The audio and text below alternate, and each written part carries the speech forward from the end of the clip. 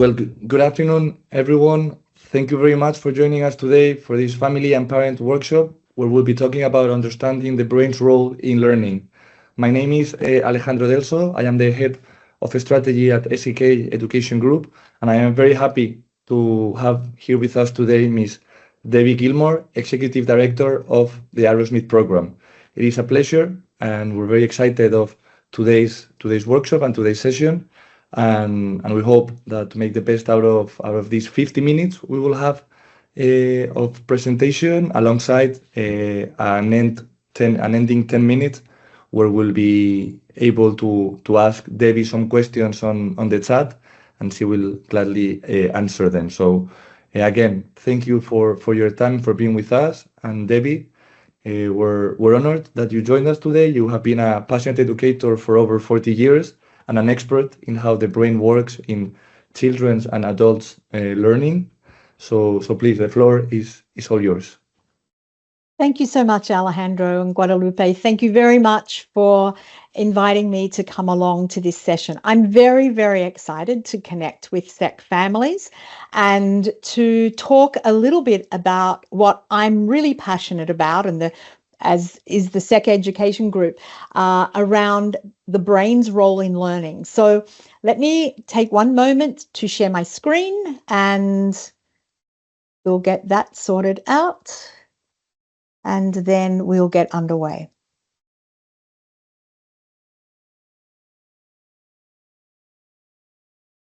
Wonderful. So as I said, we're really passionate at Arrowsmith about how the brain is involved in learning. And so that's what I'll be talking all about this evening. And as Alejandro said, I'm very, very happy to answer questions after my slides. What we know is the brain is our most important asset that we have in our life. In fact, we probably go through our day without even thinking about our brain is making sure we're doing everything that we're doing. It drives everything we do. So we have to look after our brain. Even from the most simple task we do in a day to the most complex task we do in a day, our brain is driving that activity. And how that happens is there's a series of highways and stations in our brain, networks and connections that come together, activate and collaborate in order to do that task. And typically when we do those tasks, we are using our strongest parts of our brain to do those tasks. So our brain absolutely shapes what we do and who we are. At Arrowsmith, we look at those networks and those regions of the brain that come together, and we call them cognitive functions. And you'll hear me talk a lot about that this evening. So a cognitive function is a region of the brain or a network of regions which come together to do those tasks or to do a specific job. All of us have those cognitive functions working on a continuum. None of us have our those functions working all the way at the superior end, nor do we really have them working all the way at the other end. So those cognitive functions in our own brains have this, work along this continuum. We all know the things that we're really good at, and we all know the things that we need either help with or some tasks we might not do because it calls on an area of our brain that isn't a strength area for us. Sometimes we might ask other people to do those things. So just so we know that those functions work along this continuum. So what I thought we might do for the next few minutes is take a look at what we ask our children to do when they go to school. So We ask them to go to school and learn all of the academic skills that we expect them to learn. We also expect them to navigate the hallways or the playground, the sports field, all of everything that involves. How to get into the building, how to move floors, how to find the playground, all of those things we expect them to be able to do. We also expect them to follow instructions and the rules. Not only to remember the instructions, we also expect them to understand what the instructions are, and the same thing with the rules. And we also would love them to be able to have relationships, so friendships in their peer group, but also relationships with their teachers. So this is what we ask children to do. We don't really think about it. We just kind of expect that to happen. So let's have a look at what our brain is doing when we ask our children to do those things. So on the screen right now, we have all of the cognitive functions that Arrowsmith looks at. So let's have a look at what comes together when we're asking our children to learn academic skills. So you can see there's multiple areas, multiple functions, about 12. I'm not going to explain all of these now. Later on in the presentation, I will explain some of them. So it's just more so that you get the idea here. So when we're asking them to learn academic work, these cognitive functions come together to do those tasks. Some are used in some tasks, some are used in others, some are used in all tasks. Let's see what cognitive functions come together when we're asking them to make and keep friends. Here are some more of those tasks. You will notice that some of these cognitive functions in this set, in this group, are the same cognitive functions than in the previous tasks. And what do we ask them? What cognitive functions come together when we ask students to follow rules and instructions? Here they are again. So here are some cognitive functions again, which are the same functions that they're using to do those other tasks.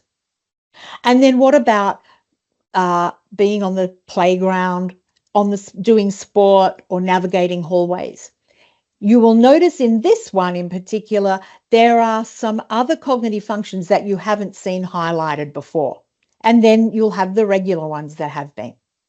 So that gives you an understanding about what is sitting under those tasks that we ask our children to do, or what cognitive functions are being called on in the brain to do those tasks. As a parent and as an educator, and for you as parents, we really want these things for our children. These are put together, these top points are put together by the World Health Organization, and we really would like all these for our children. We would like them to realize their full potential. We would hope that they will, in their future, be able to cope effectively with the normal stresses of life. Of course, there are some extreme stresses that we need to deal with in life, but on a day-to-day basis, we really hope that they can cope with those daily stresses. We hope that they will work productively and fruitfully and be contributing to their community and to the world as really good citizens. And we want them to feel fulfilled, and we want them to have a sense of well-being, feeling valued, feeling like they are contributing and really doing what they want to do in their lives. We also would love our children to be empathetic and compassionate. So that's what the World Health Organization sees as really good mental health and what we want for our children. There's also some other things we probably want for our children. The World Economic Forum put these ideas together, and they're called 21st century learning skills. In fact, many of you have probably heard about 21st century learning skills in these sessions for parents, because SEC Education are fabulous and in their curriculum, focusing on 21st century learning skills. So I'm going to break those up in a moment and look at those three components. So we have the foundational literacies that really our curriculum works on in schools, and that would be probably the most traditional academic areas that we're used to having in schools. And then we have competencies and character qualities, and you'll see those listed there on the screen. Those competencies and character qualities, actually, if you have a look at those, they're not so much academic. They are actually thinking skills. We actually do these particular aspects of 21st century learning skills in our brains. And so we need our children to have very strong cognitive functions so that these competencies and character qualities are able to be used and effective in their learning.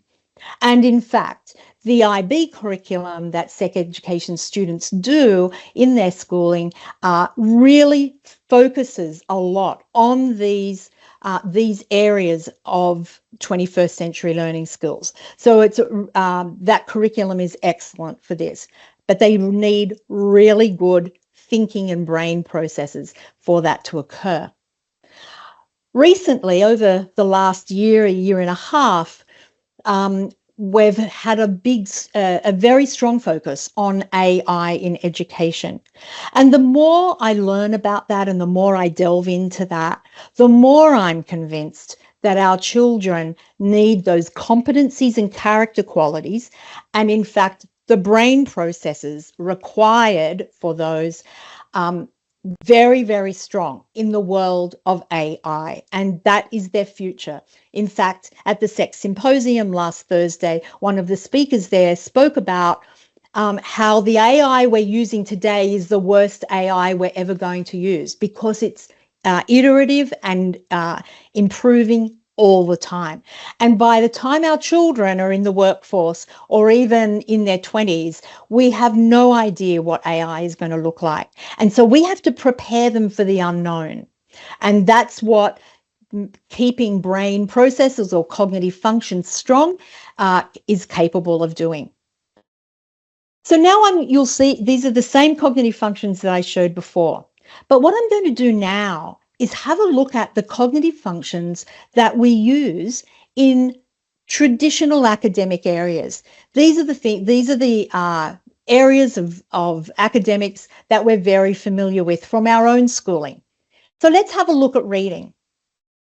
In reading, we need 10 cognitive functions coming together to be working really strongly to be a good reader.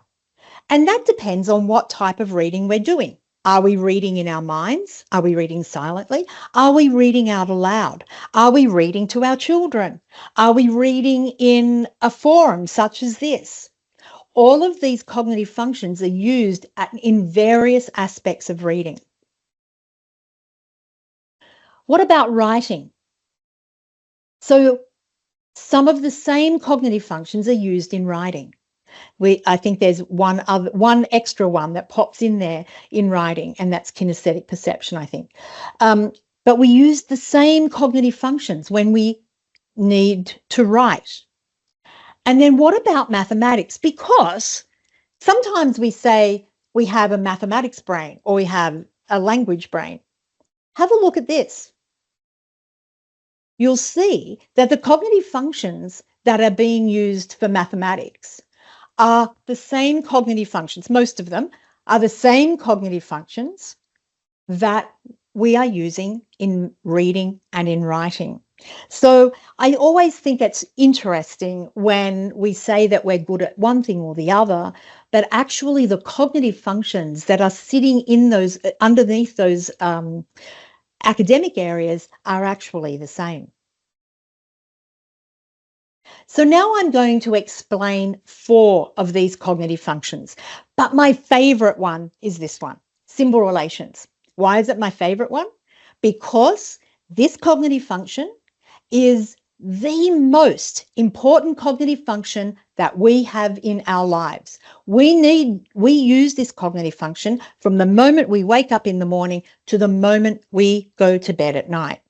And this is all about processing and conceptual reasoning, logical reasoning, critical thinking. Let's go a little bit deeper.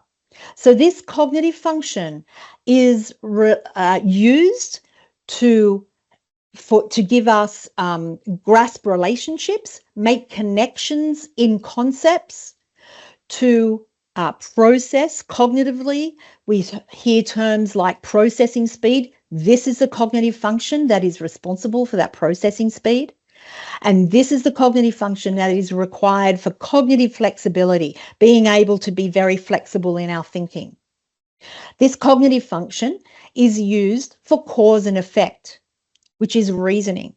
So if this happens, then this can happen. That reasoning that we require. It is understanding the why of things. So why did that happen? Oh, you put the cause and effect, you put the concepts together.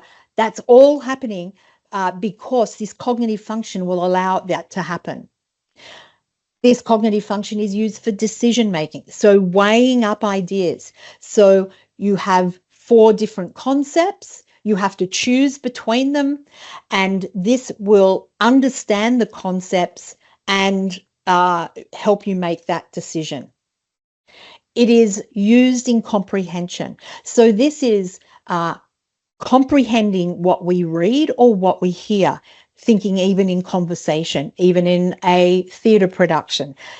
It's all about that understanding and comprehension. And of course, because of all of that, we significantly use this cognitive function in mathematics. If you think about all the conceptual understandings that are required in mathematics and indeed science and many of the other physics, all of those dense subjects have dense concepts that we need to understand. This is the cognitive function that is used for that. And then it is also gives us insight. You know those times in our lives where we think, oh, now I get it. This is the cognitive function we're using to make those connections. So let me tell you one layer down. Let me tell you exactly what's happening in this cognitive function. So in this cognitive function, the information comes into our brain through 3 lobes of the brain, the parietal, the temporal, and the occipital lobes. And this information comes into those lobes and it gets processed using this cognitive function. So all that information comes in.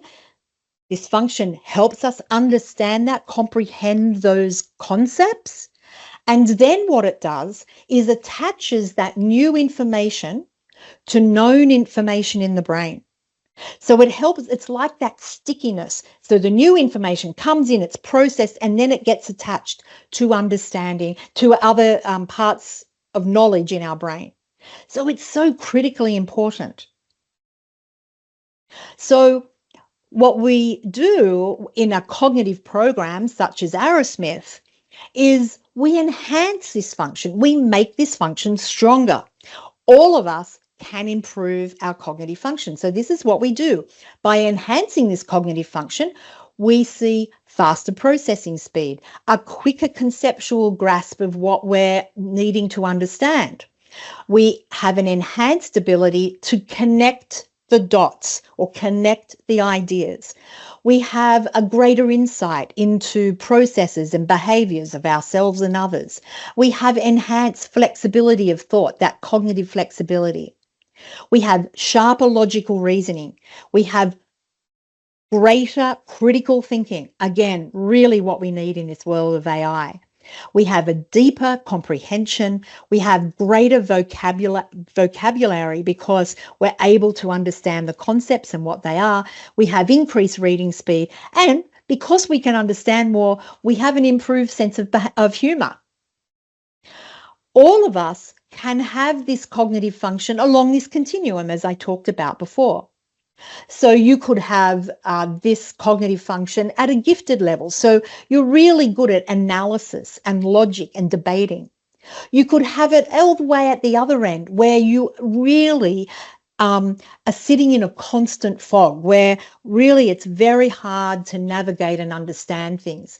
Or you could have it at a functioning level where you need longer time to process new ideas or new concepts. Or you might need to reread something that is complex. You can't get it on the first reading. So all of us sit somewhere along this continuum in this cognitive function.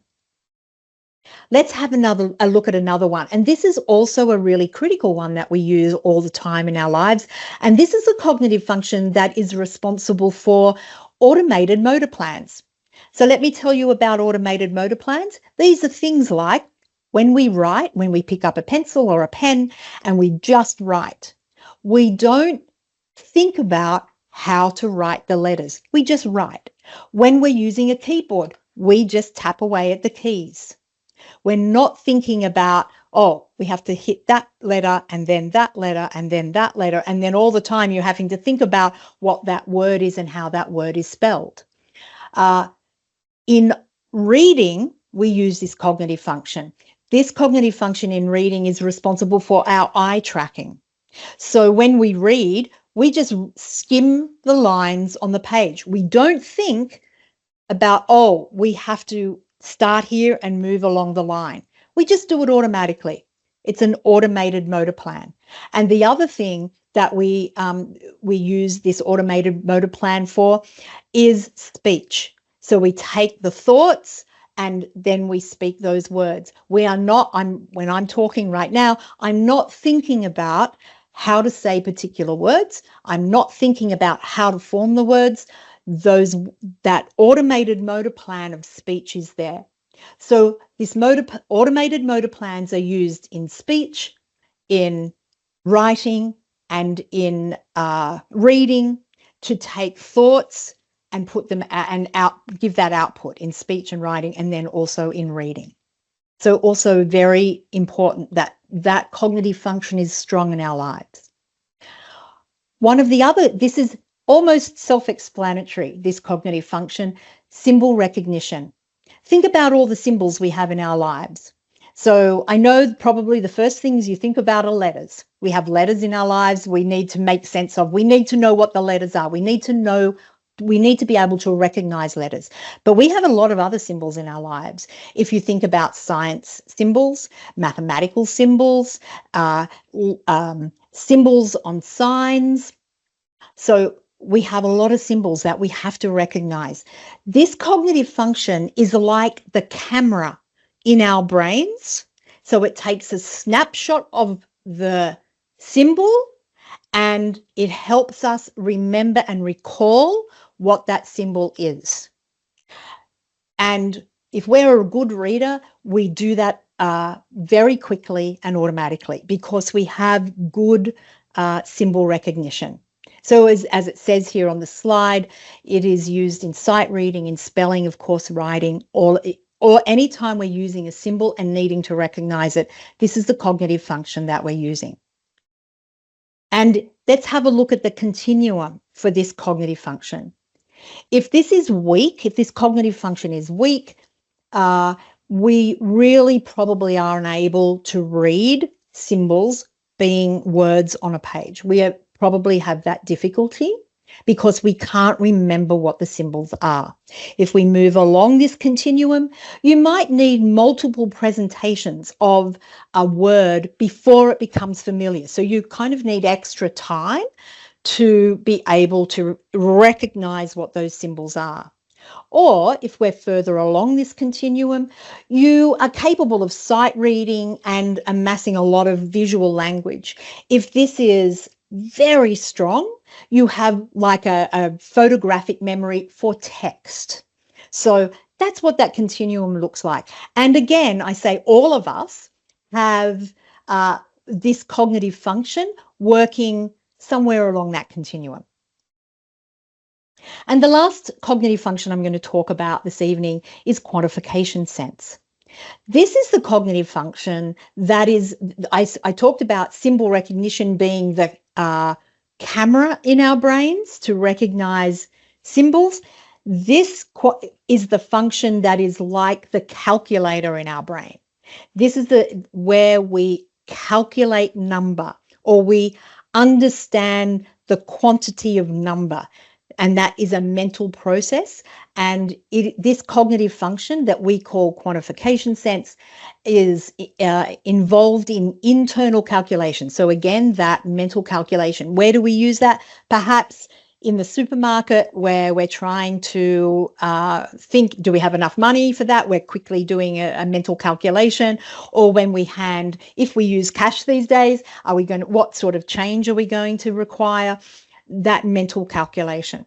It helps us hold on and manipulate numbers in our head, and it gives us a sense of numbers. If we use this in budgeting, we use this in calculating time. How much is 5 minutes?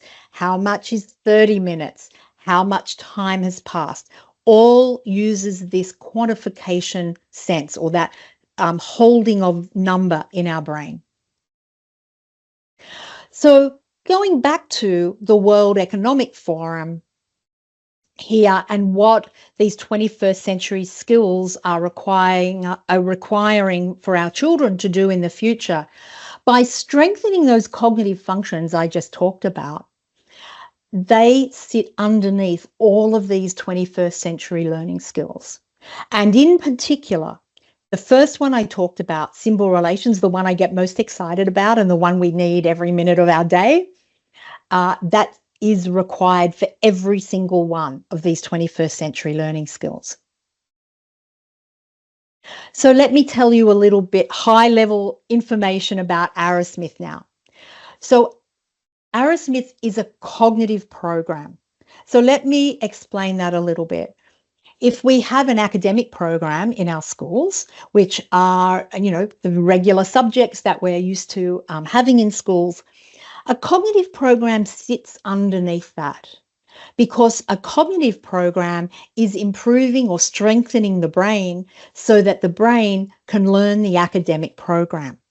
So it's like the brain sitting under the academics.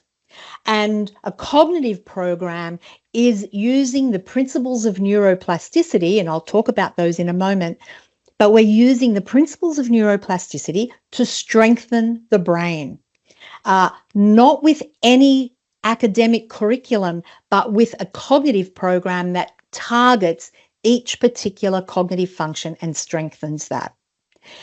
The Arrowsmith program was designed using the science of neuroplasticity, which has been around for more than half a century now, and it continues to be backed by science, because we have a collaborative research group around the world that is doing research on this program, including UCJC, and they have been doing research on the program for about 5 years now. As I said before, Arrowsmith uses the principles of neuroplasticity, or the science of neuroplasticity, to change the brain. And what Arrowsmith does is it strengthens the brain to learn more efficiently and more effectively. So I'll talk a little bit about neuroplasticity now. So as I said, this science has been around now since about the 1950s.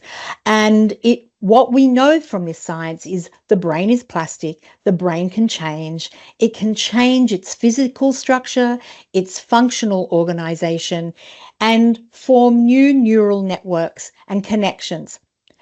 And it doesn't just happen for a period of time. Actually, neuroplasticity can happen right across our lifespan. And I think our oldest student has been about 85. So this is fantastic, that we know we can our children and all of us, can continue to strengthen our brains across our lifetime. Now, what our program uses are these 5 principles of the whole program is designed, and these are integrated into the program. So let me tell you about these 5 principles. Differentiated stimulation. So what I've talked about is different cognitive functions.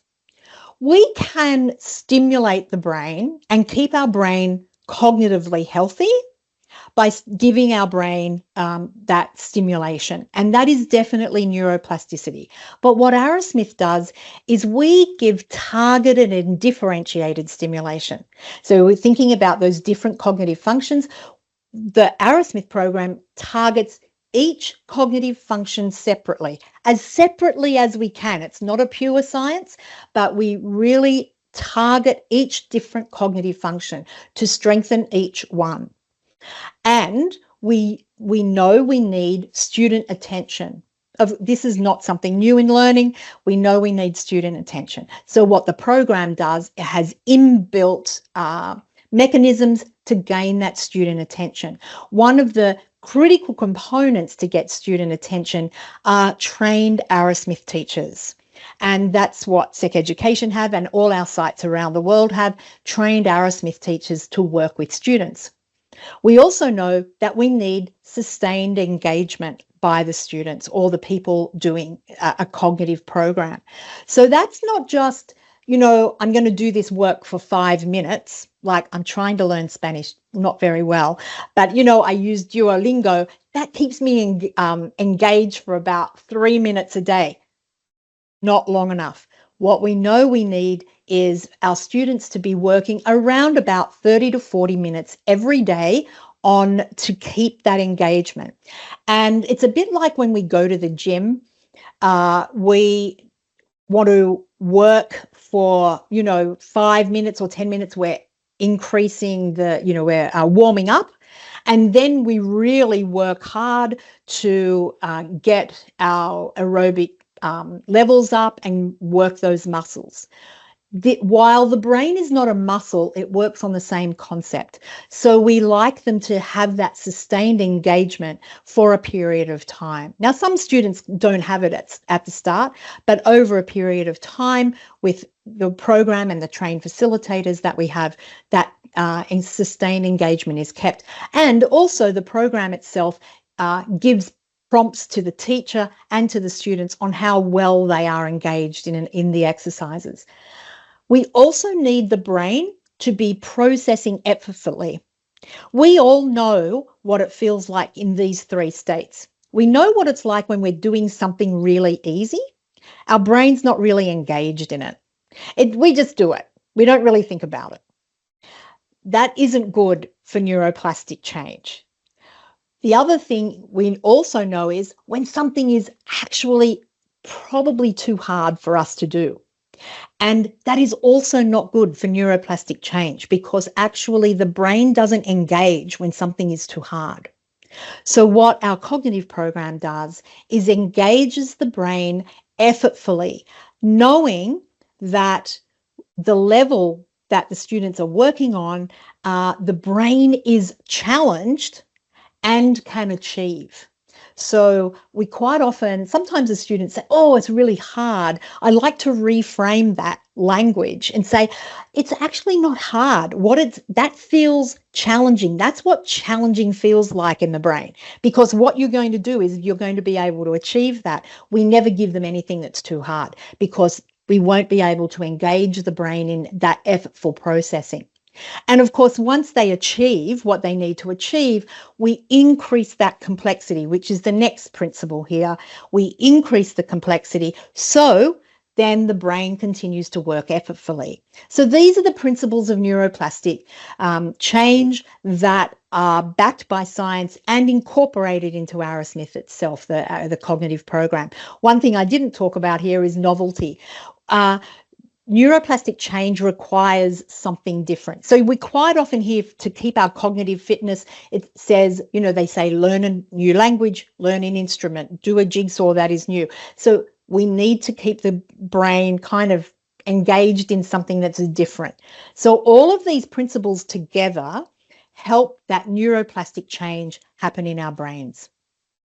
We call our program, this cognitive program, a capacity-based program because there are many programs around that are strategy-based or skills-based, which work with your strengths. Actually, what Arrowsmith does is targets the brain to strengthen the brain itself. So we change the student, we change the brain of a person rather than working with the environment to be able to help a task be done. We're a very capacity-based program. And this is some high-level research research outcomes that we've seen, that the researchers have seen over the years in their research. As I said, it's very evidence-based and backed by science, and this is what they're seeing: improved cognitive and academic performance, increased independence and self-directed learning. We see increased emotional and social well-being. Let's go back to that symbol relations and helping us understand concepts, understand how things are working. So if we can understand that better, then we also understand behaviors and emotions better. So that's increased. That's kind of a given here, but that's what the researchers have seen. We see independence in daily living skills for many students. We see an increased rate of learning. In fact, the Toronto Catholic District School Board in Toronto was operating the program for 23 years, and they noticed in their research that student rate of learning doubled, if not tripled, while the time they were in Arrowsmith. We also see a shift to a growth mindset. For students that might be caught in that I can't, we see them move into the I can. So, and that's where that effortful processing comes in play, because we don't give them anything too hard, they achieve it, and then they do something that's more complex and they achieve that. So really, they know that they are making change in their life, which brings us to the next one, which it gives them more control over their lives. They're more engaged. And we also know that the program can increase attention, listening, and focus. Arrowsmith is around the world, as you can hear. I'm Australian, originally in Australia in education when I heard about the program, and then started working for the company in Toronto. Currently, I'm in Madrid. But the program is available in these countries around the world. Our latest one being Ireland, and that's because of SEC Dublin. So let me tell you where Arrowsmith is being used in SEC schools and how it's being used. So Arrowsmith can be used for all students, and the majority of SEC schools are using it in this way, where all students have the opportunity to strengthen different cognitive functions. So in SEC Theocampo, they are focusing all grade 1 students are doing the motor symbol sequencing. You know, the automated motor plans for reading and writing, eye tracking and writing. They're going to be working on that for the whole year, and they're going to increase that capacity or that function. In St. Isabel, who have been operating this program now for about 5 years for students in certain grades. This year, they're working in grades 2 and 3. Grade 2 is working on the strengthening the cognitive function for symbol recognition. We talked about that before, recognizing that camera in our brain. And then in grade 3, they're doing my favorite one, symbol relations, because it's so important to the rest of their learning. And at SEC Dublin in grade 9, they're also strengthening that symbol relations cognitive function, which is critically important as students go through those higher years of schooling, because they need more abstract thinking, more critical thinking, more logical reasoning. So it's an excellent stage to put in the that cognitive function there and strengthen that. And then at El Castillo, they have been working on with a group of students that are high achievers and using, again, that cognitive function, that symbol relations one, to make their cognitive function improve, to continue to improve that ability that they have. So again, we all work on a continuum, and we can all increase or enhance our cognitive functions. Arrowsmith can also be used for children that might have learning challenges. And El Castillo has also been doing that over the last couple of years with groups of students that have been diagnosed with dyslexia. And if you remember my slide, it needs 10 cognitive functions to be a good reader.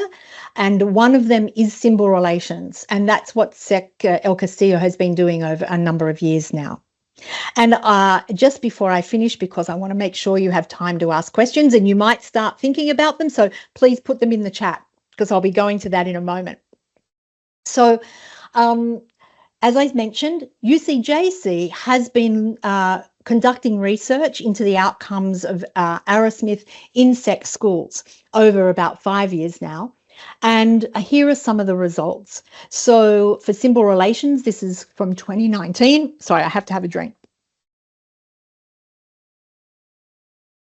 Symbol relations in 2019, these are students in grade 1 and grade 3, and you can see the results here. They were doing 40 minutes a day, 5 days a week over a 3-month period. Typically, a program's done right across a year, but the research was conducted over a shorter period, again, 3 months. Grade 3, we saw visual spatial ability increase, attention increase, planning abilities, the executive function increased. For grade 1, again, 40 minutes a day, 5 days a week over 4 months, we saw their visual, spatial, numerical ability increase over that period of time. For other groups of students, there was in, what year is this? 2022, this was finished. There was a control group. This study included a control group. So there was an Arrowsmith group and a control group of students across various grades. And so the Arrowsmith group was doing the cognitive program for 30 minutes a day, and the control group were doing regular activities. And what we'll see here, what you can see in that graph, is that selective attention and processing speed increased significantly for those students that were in the Arrowsmith group. And this is what we see not just in SEC schools, but in our schools around the world. And in fact, parents see it straight away. Well, not straight away, but about the 3-month mark, we start to see those changes in the brain occurring. And just last year, or just finished in this last school year, UCJC did some collected some data on those 2 groups I was talking about at El Castillo, the group of students that had been diagnosed with dyslexia, and the other one that were high achievers. And this is the group, this is the high achieving group that's on here. And we saw improvements in selective attention, processing speed, inhibitory control, cognitive control, executive functioning, and concentration. And in this graph here, this is what parents reported, that the changes that they saw. And if in case you can't read along what's at the bottom there, it's reading an analog clock, oral, going from the left, reading an analog clock, oral comprehension, understanding concepts, engagement, use of language, emotional intelligence, school performance and confidence, perseverance and independence. The blue line is are parents that said we didn't really see change, and then the orange line are parents that said, yes, this is the change we saw over that 4-month period. And they were doing symbol relations, as I mentioned. And then the group of students with dyslexia, they saw changes in the same cognitive domains, selective attention, those ones there on the left. And then you'll see the graphs there on from what parents were saying about the changes that they saw or didn't see in their children. I put down the bottom here an URL that is to the research that has been conducted in SEC schools on the Arrowsmith program. So that is there. We compiled all the research into one report, and that is there. But also on our website, you will see all of the research that's been done over decades now on our website, and that's on our website under research. So it's very easy to find. So I'm going to stop there. I'm going to stop sharing my screen, and I'm going to go to questions. So just bear with me for one moment while I do this and make sure I don't hit the leave button, which I have done before. So let's see here. And let me see the questions that we might have. All right, I don't see any questions. So maybe you can think of a question that you might have now, and please pop it in the chat.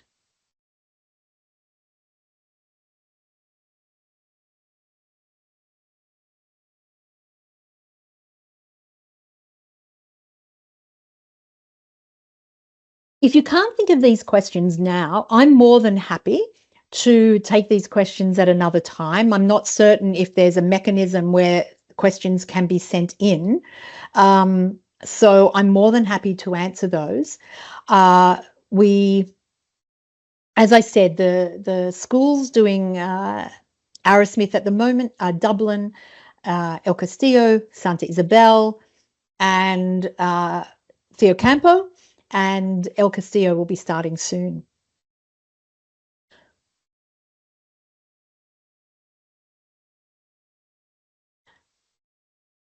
Thank you. Thank you very much. I'm glad you enjoyed the session.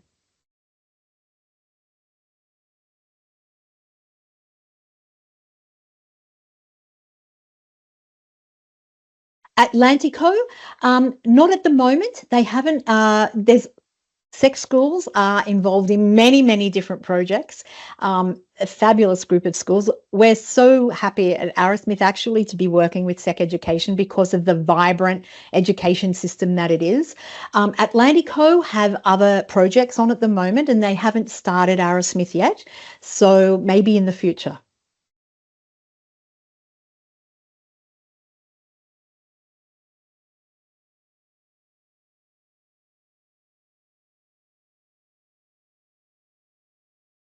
I'd like to know, let's have a look. Is the program,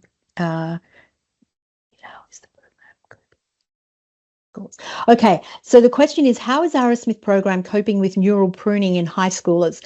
Really what we do, that absolutely happens in the brain, but we actually are strengthening the cognitive functions that are used. Even if that pruning is occurring, we're strengthening the function. So those new neural networks are being created just because those functions are being strengthened. That neuroplasticity is changing the brain and those new neural connections are being strengthened.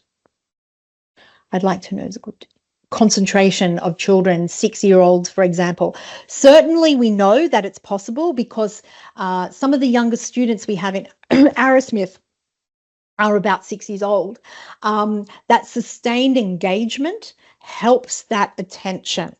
And as I mentioned, so if we put those principles of neuroplasticity in play, by keeping them on a task that, and Arrowsmith is repetitive, so it's not something that's new all the time. The exercises are very repetitive, and rightly so. That's what causes the neuroplastic change. But by keeping a student engaged, and then sometimes if they can only engage for, say, 3 minutes, then we continue doing the cognitive program, and then it increases. And then if it might increase to 4 minutes, to 5 minutes. What we like to see is a student working in a sustained engaged way on the exercise for about 30 to 40 minutes. So it is possible to increase that attention of students. In fact, I was listening to an interview on the radio just yesterday in Canada, and they were talking about how the attention of students has decreased. It decreased through the pandemic, and we can understand why, and how it really hasn't improved yet. And I'm in speaking with schools around the world, educators are certainly feeling this, and I'm sure as parents, you're feeling this. So it is really important that we engage students in a program that will increase that attention, because they are going to need that as time goes on. So it is really important that we do that. Is there something parents can do at home to strengthen the cognitive functions? Okay, I'm going to answer the second part of this question first. The question is, what do you think about impact of kids using screens on these functions?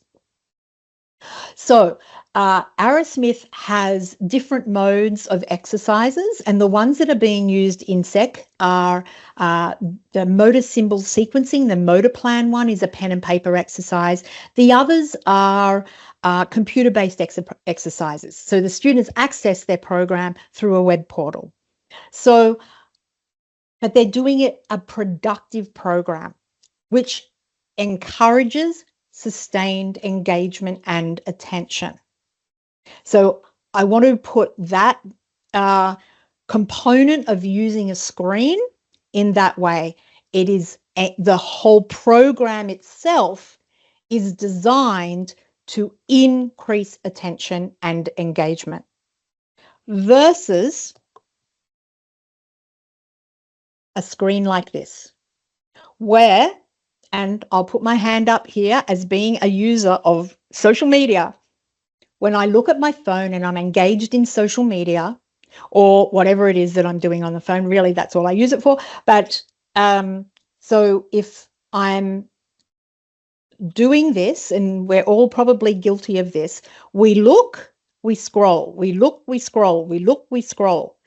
Our attention is not, and it's not sustained. So the principle of neuroplasticity is use it or lose it. So what are we doing?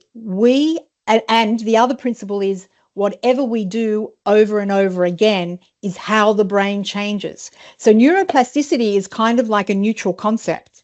You can have positive neuroplastic change. You can also have negative neuroplastic change. So I would like to say that a cognitive program such as Arrowsmith is increasing the attention of students intentionally. That's exactly what it's designed for. But if in screens and in programs or software that is designed for quick attention and encourages that quick attention, and it's so look and scroll and look and scroll, the brain will change to doing that.